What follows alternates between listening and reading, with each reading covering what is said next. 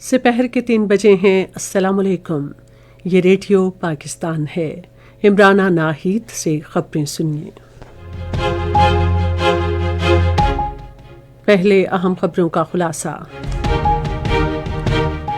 وزیر اعظم نے امید ظاہر کی ہے کہ غزہ میں جلد امن قائم ہوگا۔ نائب وزیر اعظم اور قطر کے وزیر مملکت نے ٹیلی فون پر گفتگو میں دو طرفہ تعاون اور موجودہ عالمی و علاقائی صورتحال پر تبادلہ خیال کیا ہے۔ پاکستان اور بنگلہ دیش نے مختلف شعبوں میں باہمی تعاون مستحکم کرنے کے عزم کا اعادہ کیا ہے۔ وزیر اطلاعات نے کہا ہے کہ پوری قوم ملک سے دہشت گردی اور انتہا پسندی کے خاتمے کے لیے متحد ہے۔ کنٹرول لائن کے دونوں جانب اور دنیا بھر میں مقیم کشمیری کل بھارت کا یوم جمہوریہ یوم سیاہ کے طور پر منائیں گے۔ پاکستان کرکٹ بورڈ نے آئندہ ماہ شروع ہونے والے T20 عالمی کپ کرکٹ ٹورنامنٹ کے لیے 15 رکنی ٹیم کا اعلان کر دیا ہے۔ اور اب خبریں تفصیل کے ساتھ۔ وزیر اعظم محمد شہباز شریف نے کہا ہے کہ کابینہ نے غزہ امن بورڈ میں شمولیت کی اجازت دی تھی۔ انہوں نے لندن میں صحافیوں سے گفتگو کرتے ہوئے امید ظاہر کی کہ غزہ میں جلد امن قائم ہو جائے گا۔ وزیر اعظم نے کہا کہ فلسطینیوں کو عزت اور وقار کے ساتھ ان کے حقوق ملیں گے۔ شہباز شریف نے کہا کہ IMF کی مینیجنگ ڈائریکٹر سے ان کی ملاقات نہایت شاندار اور مفید رہی، جس میں انہوں نے پاکستان کی معاشی اصلاحات کو سراہا ہے۔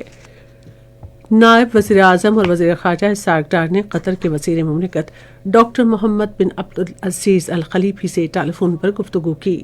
دونوں رہنماؤں نے دو طرفہ تعاون، باہمی دلچسپی کے اہم امور اور موجودہ عالمی و علاقائی صورتحال پر تبادلہ خیال کیا۔ پاکستان اور بنگلہ دیش نے مختلف شعبوں میں تعاون مضبوط بنانے کے عزم کا اعادہ کیا ہے۔ یہ اتفاقی رائے نائب وزیر اعظم اسحاق ڈار اور بنگلہ دیش کے مشیر خارجہ محمد توحید حسین کے درمیان ٹیلی فون پر گفتگو کے دوران ہوا۔ انہوں نے تجارت اور اقتصادی تعاون سمیت پاکستان اور بنگلہ دیش کے درمیان دو طرفہ تعلقات کا جائزہ لیا۔ فریقین نے حالیہ علاقائی اور بین الاقوامی صورتحال پر بھی تبادلہ خیال کیا۔ انہوں نے باہمی دلچسپی کے امور پر تعاون آگے بڑھانے اور علاقائی امن و خوشحالی کو فروغ دینے کے لیے پائیدار شراکت داری کی اہمیت پر بھی زور دیا۔ وزیر اطلاعات و نشریات عطا اللہ تارڑ نے چنیوٹ کے علاقے رجوع سادات کا دورہ کیا اور پاکستان پیپلز پارٹی کے رہنما سید حسن مرتضیٰ کے والد سید غلام مرتضیٰ شاہ کے انتقال پر تعزیت کی۔ انہوں نے حسن مرتضیٰ اور ان کے دیگر اہل خانہ سے دلی ہمدردی کا اظہار کیا۔ انہوں نے دعا کی کہ اللہ تعالیٰ مرحوم کو اپنے جوار رحمت میں جگہ دے اور غمزدہ خاندان کو صبر جمیل عطا فرمائے۔ بعد میں وزیر اطلاعات عطا اللہ تارڑ نے صحافیوں سے گفتگو کرتے ہوئے کہا کہ پوری قوم ملک سے دہشت گردی اور انتہا پسندی کے خاتمے کی کوششوں میں متحد ہے۔ انہوں نے کہا کہ ملک کی مسلح افواج اور قانون نافذ کرنے والے اداروں نے دہشت گردی کے خلاف جنگ میں بے مثال قربانیاں دی ہیں۔ انہوں نے کہا کہ دہشت گردوں کی مشکل اہداف کو نشانہ بنانے کی صلاحیت میں نمایاں طور پر کمی آئی ہے۔ عطا اللہ تارڑ نے کہا کہ حکومت ملک بھر میں صحافیوں کی معاونت کے لیے جامع ریلیف پیکج پر کام کر رہی ہے۔ وزیر مواصلات عبدالعلیم خان نے نیشنل ہائی وے اتھارٹی کو ہدایت کی ہے کہ ملک بھر میں متوقع برفباری کے آئندہ سلسلے کے لیے پوری طرح تیار اور چوکس رہے۔ انہوں نے ایک بیان میں حالیہ شدید برفباری اور مشکل موسمی حالات کے باوجود قومی شاہراہوں اور موٹر ویز کو فعال رکھنے میں غیر معمولی کارکردگی پر NHA ٹیموں کی تعریف کی۔ عبدالعلیم خان نے مری، چترال، بلوچستان، گلگت بلتستان اور آزاد جموں و کشمیر کے انتہائی مشکل علاقوں میں کام کرنے والے فیلڈ اسٹاف کو خراج تحسین پیش کیا۔ انہوں نے کہا کہ بروقت اقدامات بشمول نمک کا مسلسل چھڑکاؤ اور مری ایکسپریس وے اور دوسری شاہراہوں پر بھاری مشینری کی اسٹریٹجک تعیناتی نے حادثات کی روک تھام اور حفاظت یقینی بنانے میں اہم کردار ادا کیا۔ قومی ہنگامی امدادی ادارے نے آج سے ملک کے پہاڑی اور بالائی علاقوں میں شدید برفباری کے تازہ سلسلے کے پیش نظر برفانی تودے گرنے کا انتباہ جاری کیا ہے۔ NDMA کے ترجمان کے مطابق مغربی ہواؤں کا ایک نیا سلسلہ اگلے 24 سے 48 گھنٹے کے دوران ملک کے بالائی اور شمالی علاقوں میں شدید برفباری کا سبب بنے گا۔ یہ خبریں آپ ریڈیو پاکستان سے سن رہے ہیں۔ پاکستان نے تصویراتی دانشمندی سے واشنگٹن میں خود کو دوبارہ ایک ناگزیر اور قابل اعتماد شراکت دار ثابت کیا ہے۔ بین الاقوامی جریدے دی ڈپلومیٹ کے مطابق بھارت، جو امریکہ کا اتحادی سمجھا جاتا تھا، اب 50% امریکی ٹیرف اور صدارتی دورے سے محرومی کا شکار ہے۔ گزشتہ سال مئی کے پاک بھارت تنازع میں امریکی ثالثی کے دعوے کو بھارت کی جانب سے مسترد کیے جانے کے بعد بھارت اور امریکہ کے تعلقات انتہائی سرد مہری کا شکار ہو گئے ہیں۔ پاکستان نے اسی بحران کو سفارتی موقع میں بدلا اور صدر ٹرمپ کے بطور ثالث کردار کو بھرپور انداز میں سراہا۔ دی ڈپلومیٹ کے مطابق پاک امریکہ انسداد دہشت گردی تعاون دوبارہ بحال ہو گیا ہے، جس نے تعلقات کے پرانے ستونوں کو نئی زندگی بخشی ہے۔ جولائی 2025 میں پاکستان اور امریکہ کے درمیان ٹیرف میں کمی کا اہم تجارتی معاہدہ طے پایا۔ صدر ٹرمپ نے اعلان کیا کہ امریکہ اور پاکستان مل کر تیل کے بڑے ذخائر کو ترقی دیں گے۔ گزشتہ ماہ پاکستان نے F-16 طیاروں کو اپ گریڈ کرنے کے لیے امریکی منظوری حاصل کی۔ ڈونلڈ ٹرمپ اور ان کے قریبی مشیروں میں بھارتی حکومت کے خلاف شدید ناراضگی پائی جاتی ہے۔ ماہرین کا کہنا ہے کہ پاکستان نے عالمی سطح پر اپنی تصویراتی اہمیت اور اثر و رسوخ کو نئی بلندیوں پر پہنچا دیا ہے۔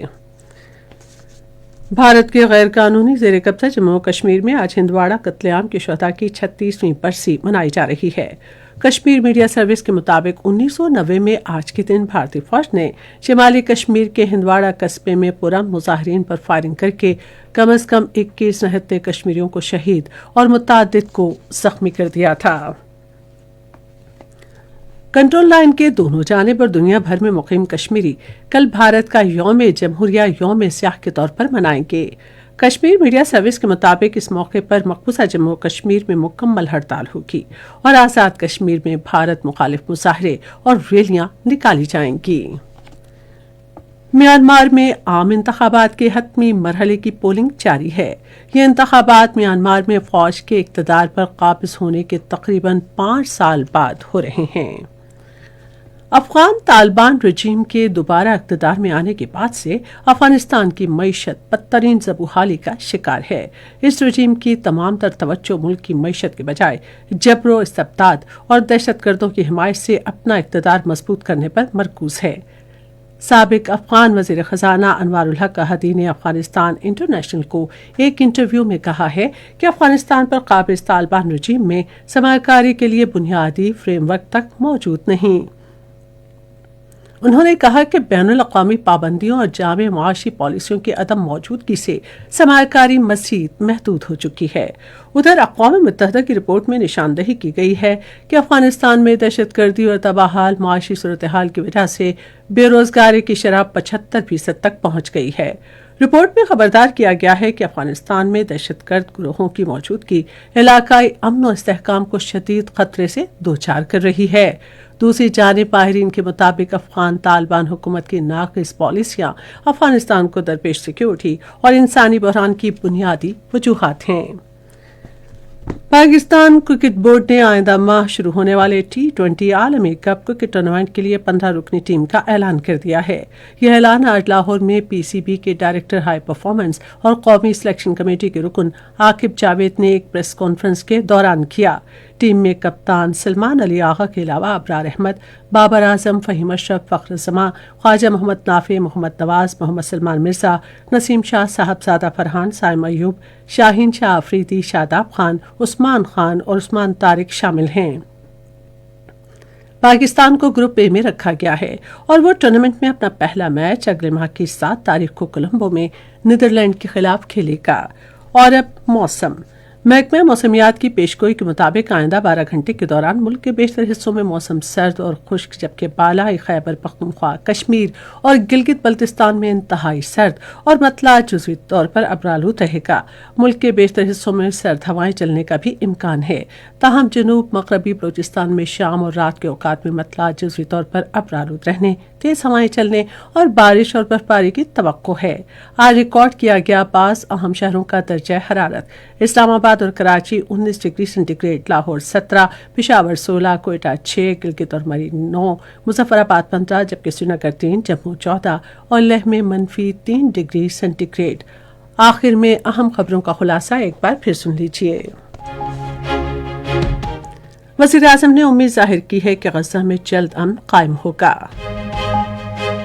नायब वज़ीर आज़म और कतर के वज़ीर मुमलिकत ने टेलीफोन पर गुफ्तगू में दो तरफ़ा ताउन और मौजूदा आलमी और इलाकाई सूरत हाल पर तबादला ख्याल किया है। पाकिस्तान और बांग्लादेश ने मुख्तलिफ शोबों में बाहमी ताउन मुस्तहकम करने के अज़्म का इरादा किया है। इसके साथ ही खबरें खत्म हुईं। मज़ीद खबरों और तरसियों के लिए हमारी वेबसाइट है radio.gov.pk और फेसबुक के link radio Pakistan news official पर बराह रास्त वीडियो स्ट्रीमिंग भी मुलाहिजा कीजिए।